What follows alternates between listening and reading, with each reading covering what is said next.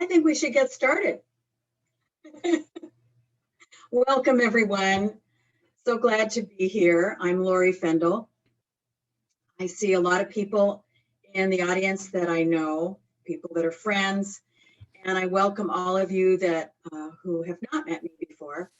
I'm a retired teacher from Beaverton, and I have taught classes in Musar, which is Jewish ethical behavior. And I've done interior design for a number of years, and I'm a fiber artist, and I like to write. So welcome to this workshop on writing your ethical will. Before we begin, I just want to mention that if you have questions, put them in the chat, and we'll have little breaks here and there, and Michelle will read them to me or kind of summarize. And if you don't have some paper or pencil, you might need some, so gather that. And I'd like to thank Michelle Kaplan for helping with all of the technical end of the workshop, and to Lisa Marie Lynch, who is our receptionist in the office. Thank you for all of your technical support and help in the last couple of days particularly. And to my dear friend Mara Woloshin, who has been my technical writer and organized all of the packet and a lot of the PR. So I really appreciate that. An ethical will is very different from the financial will that we have. It says nothing about items to be passed down to family members after we die. It says nothing about our estate and what we leave. But it's mainly about who we are, what we feel we've accomplished, and what we want our family and friends to know about our lives and our values, our stories, and what was important about us being on this planet. The concept of the ethical will goes back to biblical times. But during those times, it was passed on by word of mouth. And then around 1000, it started to be written down and passed on. In your packet, you'll have a sample of Rabbi Stamfer's ethical will, and we'll talk about that in a moment. I'd like to tell you about something that my dear mother-in-law of blessed memory, Gladys Fendel, she would say, where there's a family, there's a story. And that is so true. And a lot of the times we don't know the story behind the story. And I'll read you a piece in a moment about that. The way that we get to live forever is through the memories that are stored in our hearts and souls of those lives we touch. That's our soul print. It's our comfort, our emotional nourishment at the end of the day and at the end of a life. How wonderful that they are called up at will and savored randomly. It seems to me we should spend our lives in a conscious state of creating these meaningful moments that live on. Memories matter. And that quote is by Lisa Gibbons. And I think it's a very beautiful quote. Rabbi Stamfer's Zichronom Livracha, of blessed memory, His ethical will is so beautifully stated. I heard him talk about ethical will and his writings twice. And what really impressed me on my heart was that he said, an ethical will is a place where you can write and tell the people that you love how much you love them and why they were so important in your life. And by saying it in our words on paper, it is something that our children, grandchildren, great-great-great-grandchildren can refer to. And when we lose someone, we want a piece of them back. And this letter, whether it's a letter or a written ethical will, is the way to do that. And he impressed in the 2 times that I've heard him speak about this was to tell those in your family how much you love them and why. And he does that in his ethical will. I'm not going to read it, but I'm just going to talk about just the highlights. He talks about at first, I've reached the stage in my life where I'm feeling fine, but I need to write this down while I'm feeling fine. And his main points, and then he elaborates on them. Never to take life for granted. His second value is to be open to new opportunities and new ways of looking at life. And then he expands on that for a paragraph. The meaning of the word rabbi is to teach, and he talks about all of the things that he was involved in, the organizations where he would teach. And then he talks about try and you didn't succeed. Well, don't believe that. It merely means that you didn't try hard enough. And I always felt that every goal was within reach if you never give up and you keep working on it. And he says, if you grasp too much, you don't grasp at all. Always undertake what is doable, what lies within your capacity. He goes on, I have found great pleasure in exploring the limits of my physical capabilities. And he talks about hiking and about the outdoors, and he expands on that. Some of the greatest moments of my life were spent in exploring unusual Jewish communities. He talked about Portugal, he talked about China, and he visited those countries and met people and brought out the Jewish community that was underground for 500 years in Portugal. And then he said, my life has remained perpetually interesting because I always was planning some new enterprise. And he goes on about that.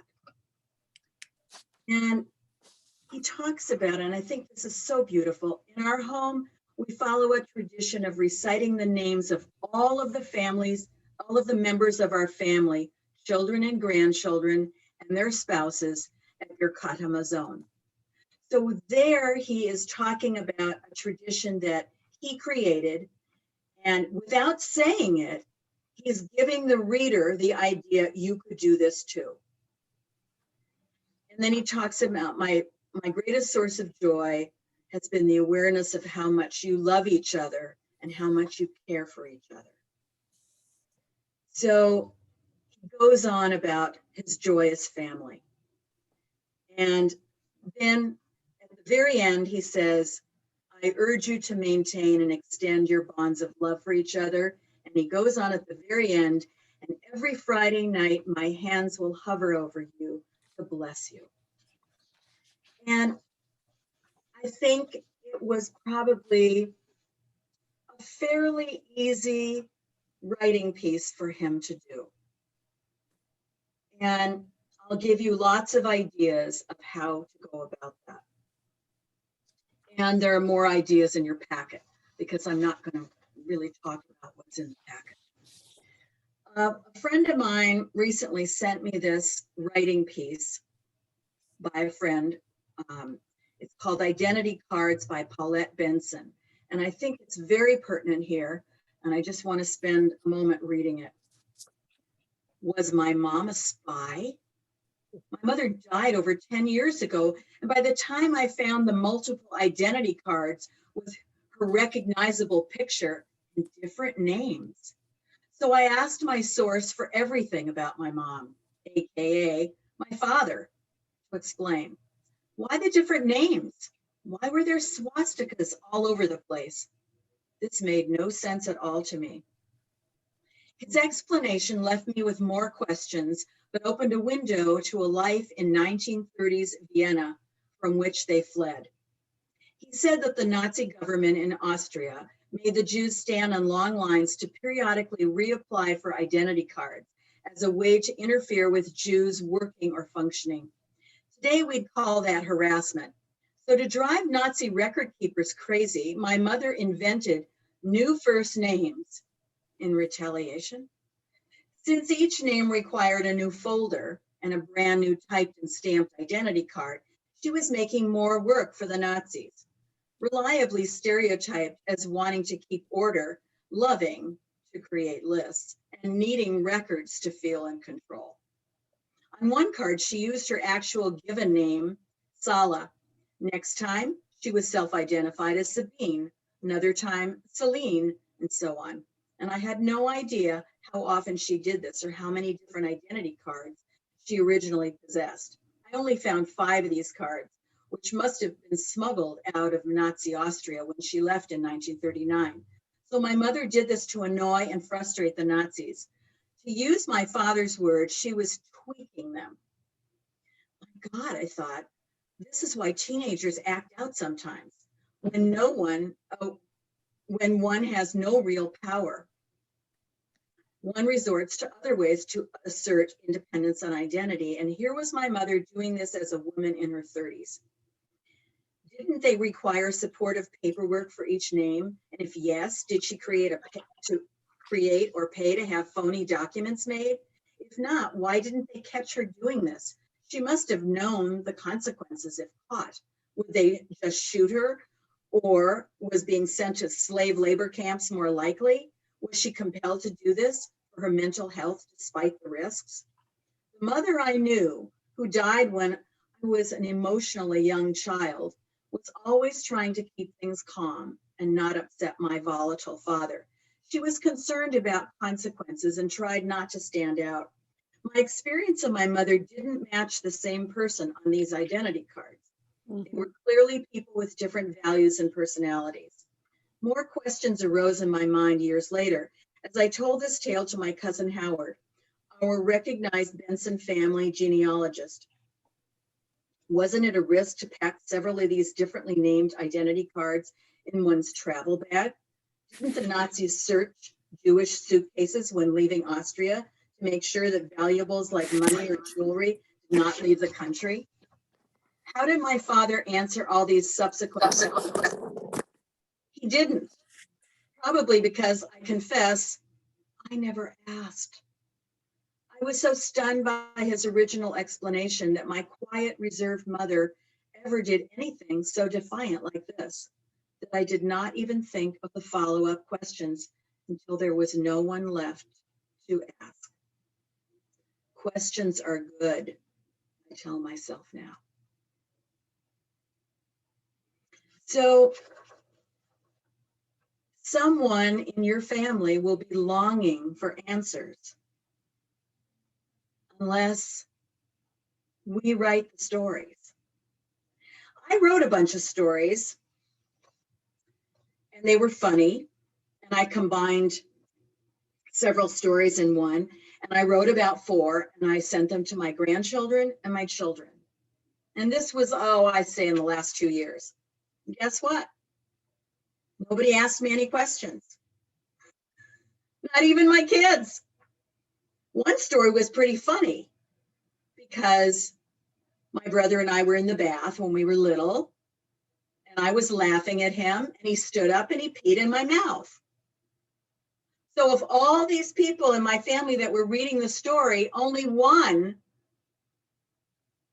called me and said, Bubby, that was really weird. So it may not be the right time for our children and grandchildren or friends to read our stories. That's why we need to record them when we are feeling great and feeling young, because we don't know what tomorrow is. Stories can be the beginning. It could be part of your ethical will. I'm going to show you some examples. Can you see this, or is it glary? Okay. My husband wrote this book. It is necessarily so. Life Stories by George Fendel. And he writes about meeting Ira Gershwin. He writes about his family's influence.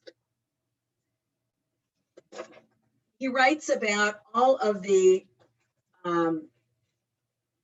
jazz musicians that he interviewed, that he listened to. He wrote about his 28 years on radio. And our daughter put it together, the stories together with pictures, and into a bound book. And there's lots of different companies that do that. It isn't really an ethical will, but it's a life reflection. And it doesn't really tell his values, but it's one step in that process. Here was another book that our family made for the 100th birthday of Gladys and Joe Fendel. The book didn't come out for years after their 100th birthday, but it's a wonderful collection. And we invited everyone in the family to write their favorite stories about Joe and Gladys. And their love story, how they met, the things that they believed in, the things that they said. And Joe's mother, Annie Fendel, had a saying. I know for sure it was not her saying. We all thought it was. But she liked to say, it's nice to be important. It's more important to be nice. And I think that that statement tells about how Joe Fendel, her son, lived his life. He was a good man. And this collection of stories by her children, her grandchildren, really express who they were. So in future generations, they will know. And there's actually 3 great-grandchildren, one grandchild and 2 great-grandchildren who are named after Joe Fendel. So now they will know who they're named after. And along those lines, I encourage you, as one of your writing pieces, to write about your name, who you're named after. What was that person like? Who were they? Now, my Yiddish name is Sasha Freda. They were great grandmothers of mine. I don't know which side of the family they were from. I don't know their last names. Sasha Freda, all I know is that Sasha wore a lot of petticoats. I don't want my future generations to say, Lori Fendel had red glasses, and that's all they had to say about me. So I really encourage you to write about who you're named after, if you are, what you like about your name, what you would have changed it to if you could have. What does it mean to you, your attitude towards your name? Okay, we're going to stop for a minute. Are there any questions so far? Michelle, do we have any? No, I haven't seen any. Okay, all right. So we're going to do some little quick writes. And I'd like you to take a piece of paper and you can draw about 6 lines with space in between.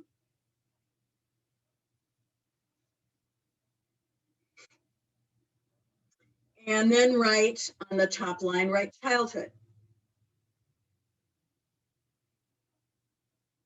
And on the next line, write teens. I'm not catching what you're saying, Lori. What's the first thing? It's going to be a map of your life. So make about 6 lines. Right. Top line, just write the word childhood. Oh, childhood. Okay. Next line, teens. Teens. Yes. Okay.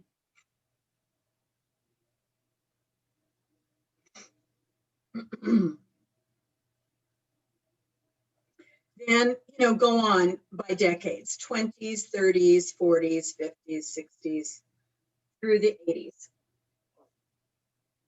Now, we're not going to do this right now, but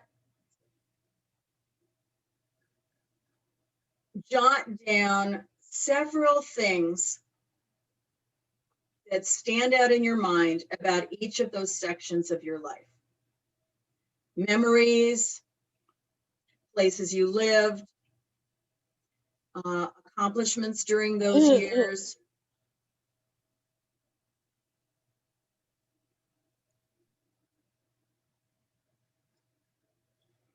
And I think that's a good place to start, just mapping your life.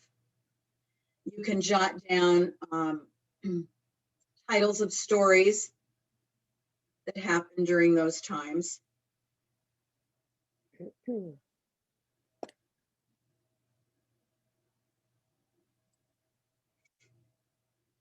now what I'd like you to do,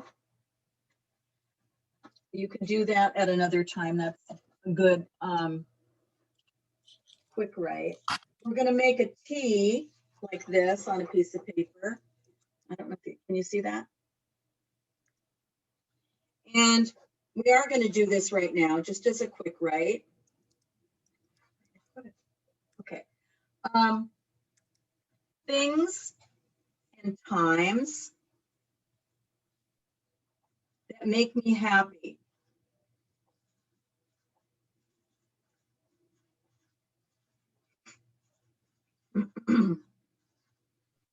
Lori, would you please repeat? You're breaking up a little bit. Okay. So make a T and then? Make a T.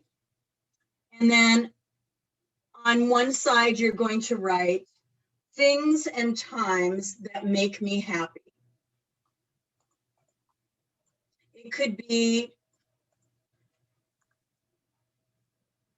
seeing hummingbirds. Seeing hummingbirds in the hibiscus. It could be dancing at weddings. It could be breathing in fresh air outside. It could be having your neighbors over for dinner. And the other topic is, who has been a significant influence in my life? Name 2 or 3 people who have been a significant influence in your life.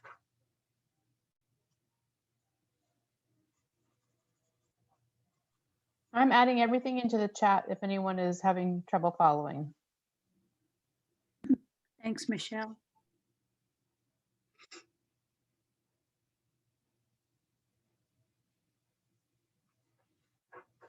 let's just take 2 minutes, just jot down some ideas.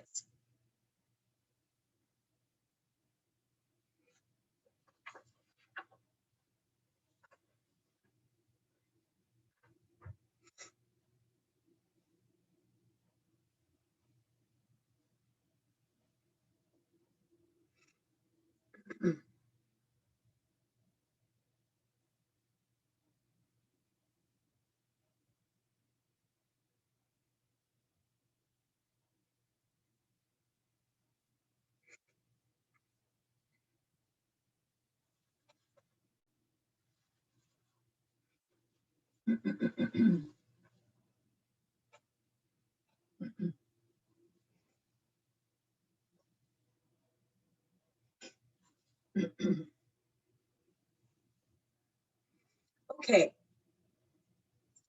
You can continue this later. There are a couple of questions. One person asks, I want to share my ethical will with my children while I am still alive. Is that okay? Yes, absolutely. You can explain to them why you wrote it. And you could say, I'd like you to read it. And then I'll answer any questions that you have.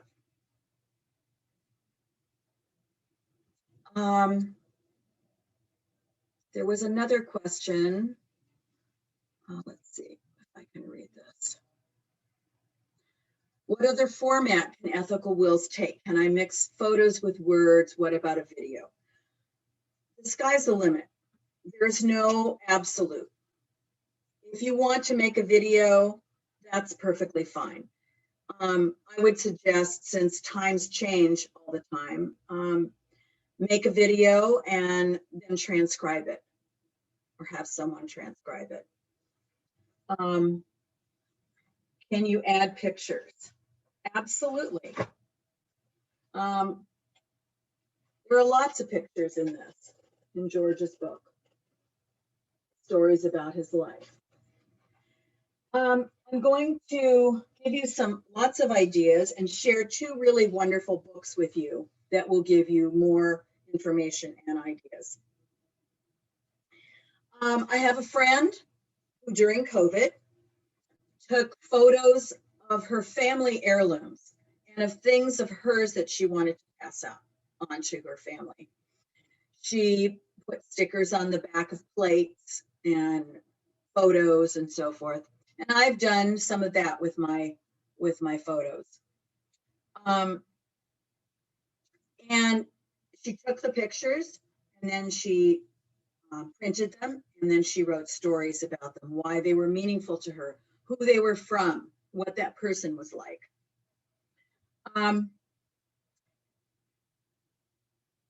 I've already started this part. Write about the last 4 years, significant things that happened. Write about the coronavirus, what you learned from this whole situation. I've collected newspaper articles, and I'm going to cut them up. I might just use the headlines. Write about January 6th, what it meant to you, how you felt about it. Because the coronavirus and January 6th for sure will go down in history. Since the last time we had an epidemic that was huge was in the 1918. Another idea is to write recipes, to include recipes. In my recipe books, I have 3 binders, and I have all of the recipes in plastic sleeves. And I've included pictures of me and my friends, and so I've included things like that. Writing just your favorite recipes, putting them into a book or into a spiral binding. That's a really lovely thing to pass on. Birth dates of family members and death dates and yard sites. That's a really significant piece to write down. We just wrote about significant people in our lives, or just briefly jotted down some ideas. Writing about those people in your lives who made an impression on you, and what qualities did they have? How did they impact your life? What did you learn from them that you then chose to pass on in your life? Another interesting item is to write down changes, technical changes that have happened in the world since you were born.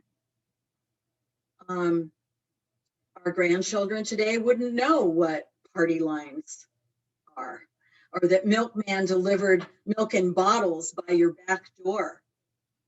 I remember when the TV came into our house, and it was small and it was black and white, and it had those funny little diagrams on them. I'm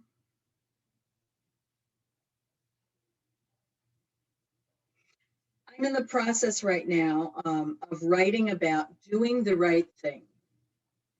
And I've listed about 6 different experiences that happened in my life, and doing the right thing. And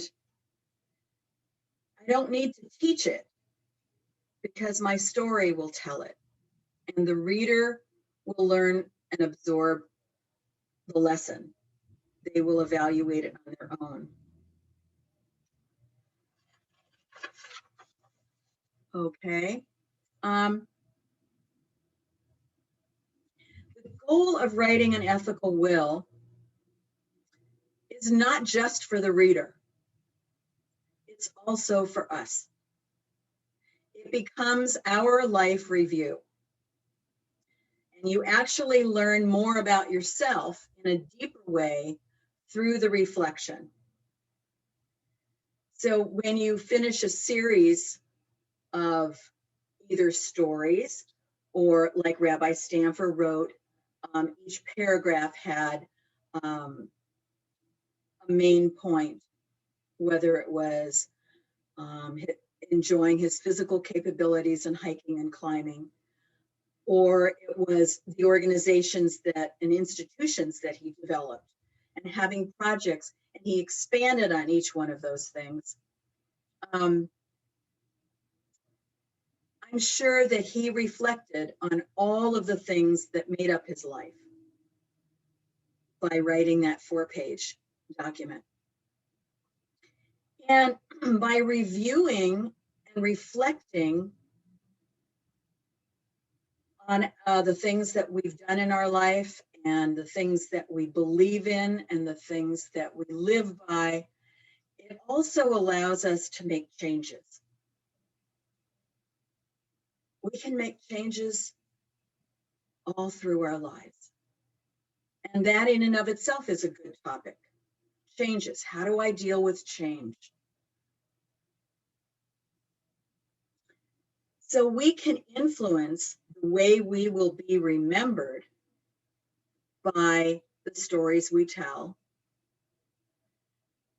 the understandings we've come to believe. So the ethical will is not just for the reader. It really is also for us. I'd like to share with you a lovely book. We actually heard the author, The Forever Letter, by Elena Ziman, and she's a rabbi in Seattle.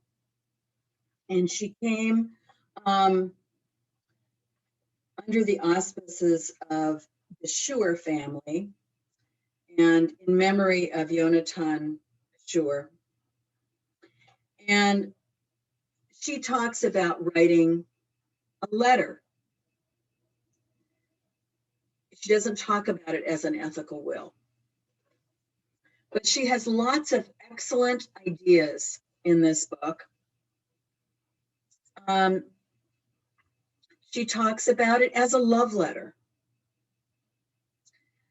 and telling stories and showing your honesty and vulnerability and tell about the relationships that you've had. Craft the letter so that the reader will want to hold on to it and reread it. And in your packet, one of the first pages is a song,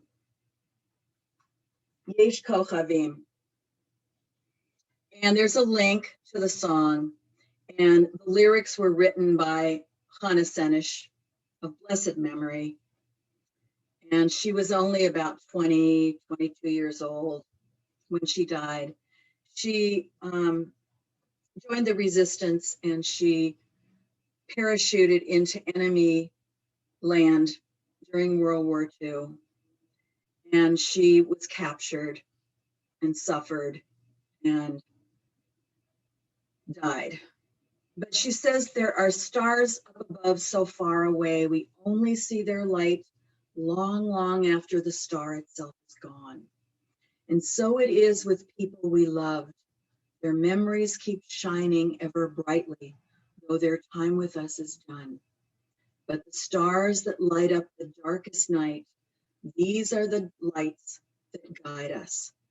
As we live our days, these are the ways we remember.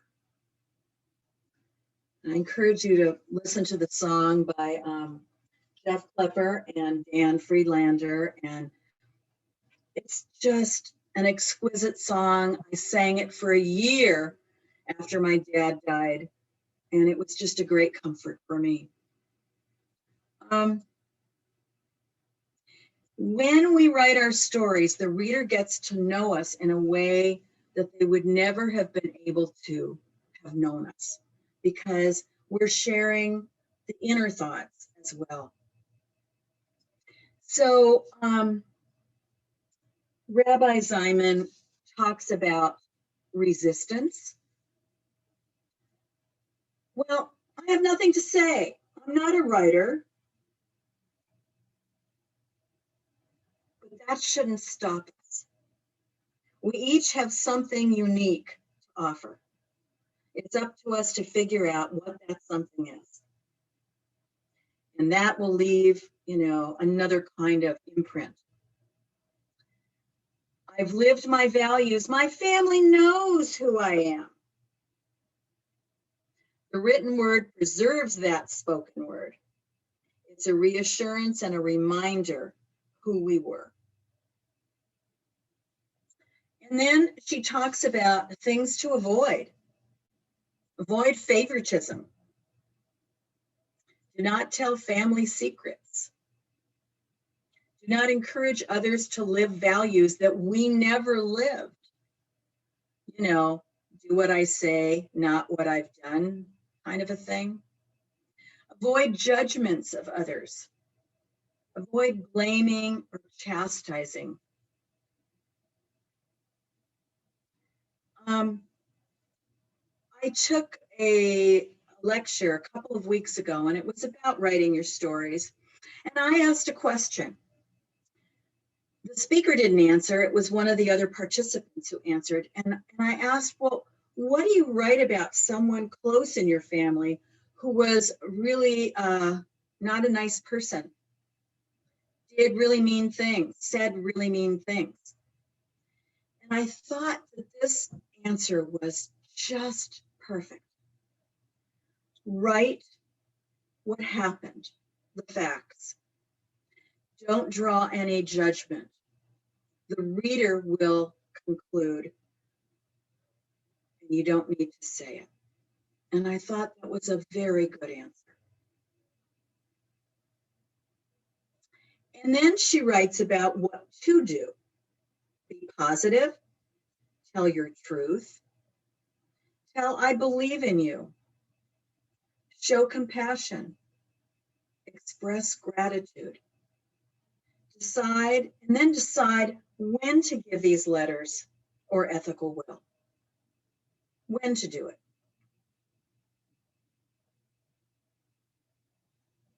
Any questions?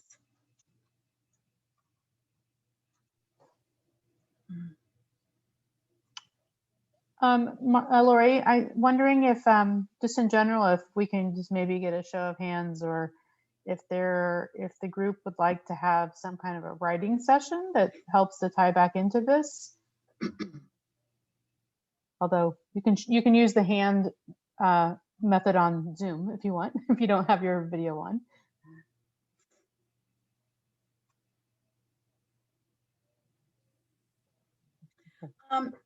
Just a thought. Someone wrote that her mother took an autobiography class at a community college, and she has those papers. Would I be interested, consider leading a class like this? Absolutely. And I did this at Neve Shalom some years ago, and I think it was a 4-session time. And we actually, we wrote during the class. So I'm open to that. All right, let's see.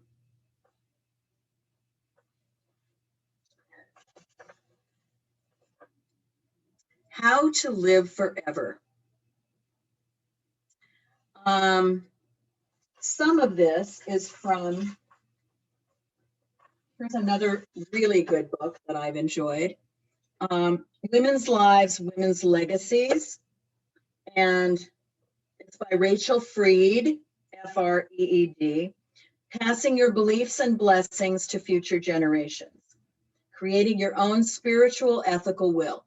And this is a book mainly for women, but I don't think it's limited to women. I think you just, it gives lots of suggestions and lots of prompts, and it might be really helpful.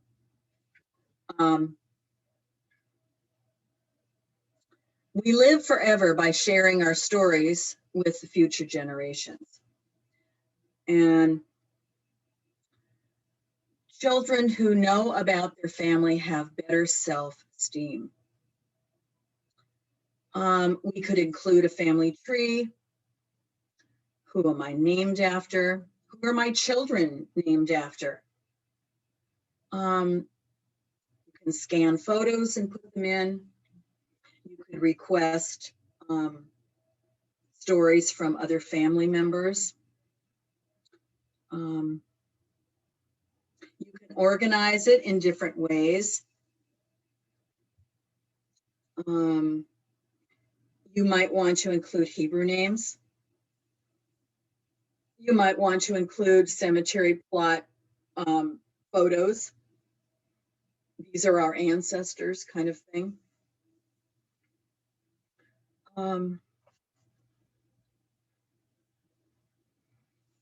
Videos, interviews, ship manifests, if you're doing a family history. Okay.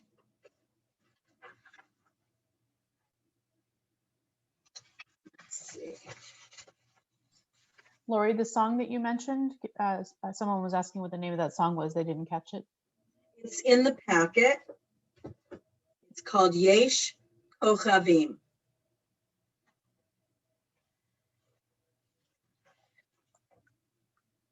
Thank you.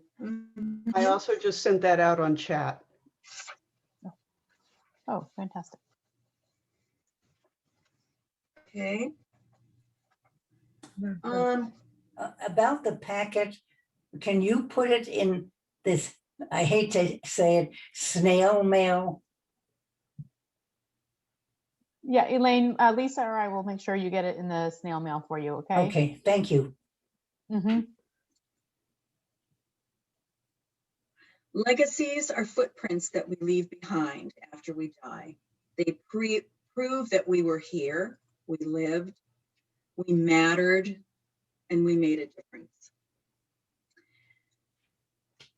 And Gilda Radner of blessed memory, she wrote, I wanted a perfect ending. Radner wrote toward the end of her life, now I've learned the hard way that some poems don't rhyme and some stories don't have a clear beginning, middle, and end. Life is about not knowing, having to change, taking the moment and making the best of it. without knowing what's going to happen next. Delicious ambiguity.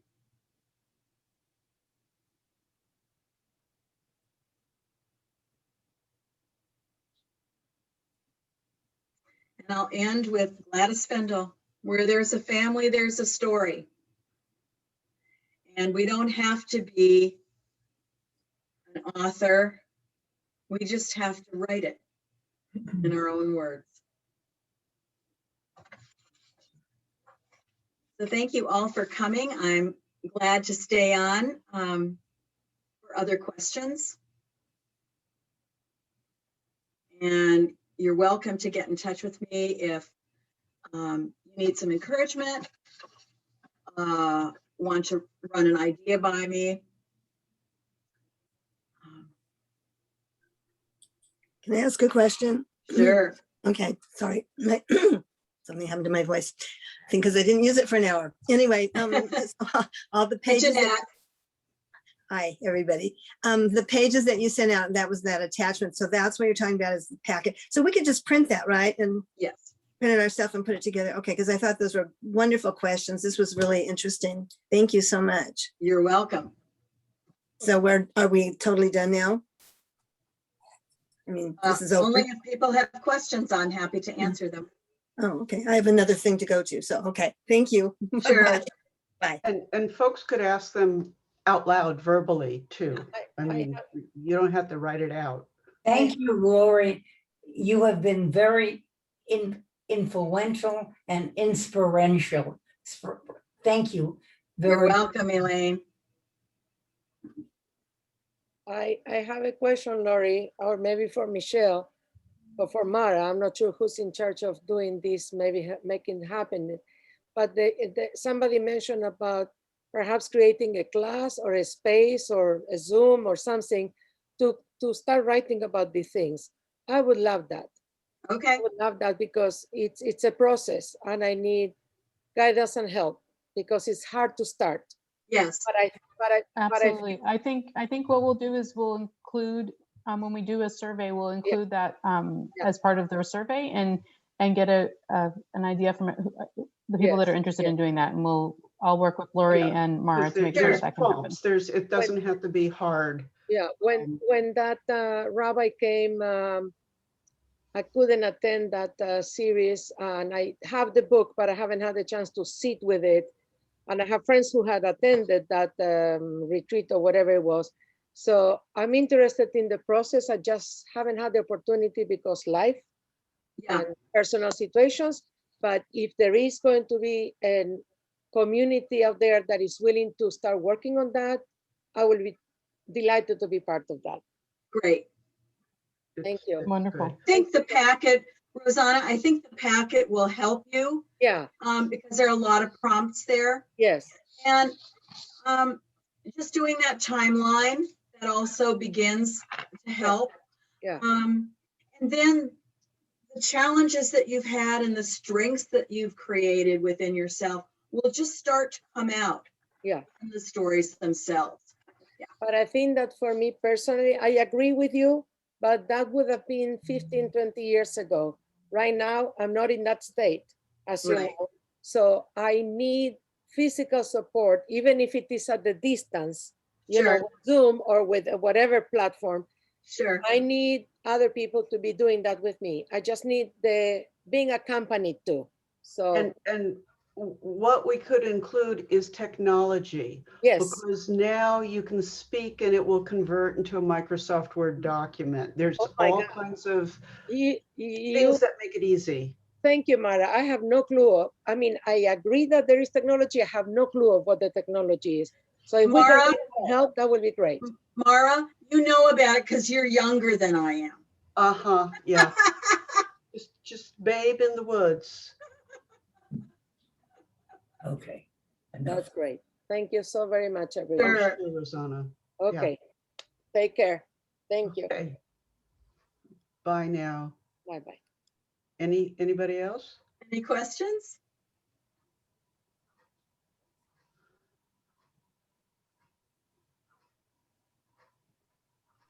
This is a quiet group. Okay. I'll just give a Because I've- compliment. I'll give a compliment, Lori. This is Sharon. I attended your class a few years ago, and I thought, oh, I don't need to print out the packet because I already have all that stuff. So I found it. I was very impressed. I found the stuff. And you added a lot to it, and I think it's great, and I think you did an excellent job. So you. I think it's more tangible now, and will hopefully be easier for people to start writing. Good job. You know, I have a big file of all of my writings. And I think what I need to do now is to reread them. And that's part of the process, to write and then to reread and then edit. And it's so much easier now on the computer to edit. And then just actually just read them and print them and bind it. She has told me that George. Anybody else? Thanks, Sharon.